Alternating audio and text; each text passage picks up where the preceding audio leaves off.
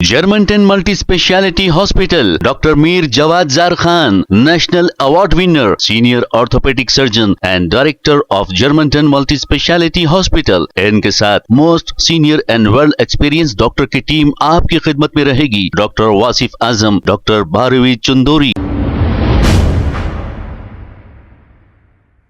अस्सलाम वालेकुम नाजरीन, 7H न्यूज सच को रखे आपके आगे। बहादुरपुरा रोड पर कुछ नौजवान बाइक पर स्टंट करते हुए देखे गए।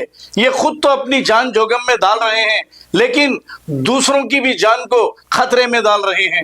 जो लोग इस रोड से जा आ रहे हैं उन्हें भी इसका खतरा हो सकता है। ऐसे लोगों पर कड़ी से कड़ी कार्रवाई करनी चाहिए। आइए देखते हैं इसी की रिपोर्ट।